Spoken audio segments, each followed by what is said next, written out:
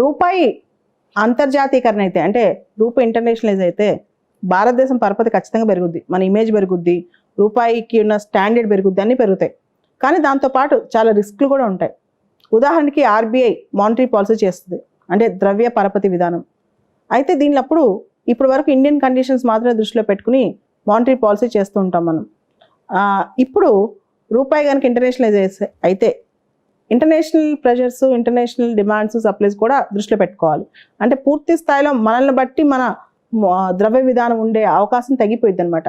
Even monetary policy committee కూడా monetary policy rates చూసుకునేటప్పుడు, rates decide చేసేటప్పుడు అన్నిటిని దృష్టిలో పెట్టుకోవాలి, ఇంటర్నేషనల్ థింగ్స్ కూడా.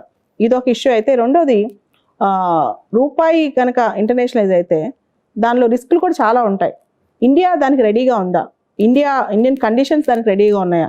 అంటే సడన్గా ఓవర్ నైట్ అయితే రెడీగా లేవు. దాన్ని మనం బ్యాలెన్స్ చేస్తూ ఉండాలన్నమాట. ఎప్పుడైతే మన రిస్క్ టేకింగ్ కెపాసిటీ పెరిగిద్దో, ఎప్పుడైతే మన ఆర్థిక వ్యవస్థ బలంగా తయారవుద్దో, ఎప్పుడైతే అంతర్జాతీయ ఒడిదుడుకులున్నా మనం తట్టుకోగలం. ఉదాహరణకు మీరు చూడండి, కోవిడ్ వచ్చింది.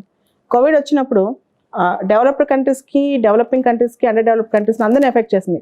కానీ అమెరికా లాంటి దేశాలు వాళ్ళ బిజినెసెస్ కానీ, వాళ్ళ ఇన్వెస్టర్స్ కానీ ఎటువంటి స్టిమ్యులస్ ప్యాకేజ్ ఇచ్చాయి, అసలు ఏమీ జరగనట్టు మళ్ళీ వాళ్ళు రొటీన్లో పడిపోయారు.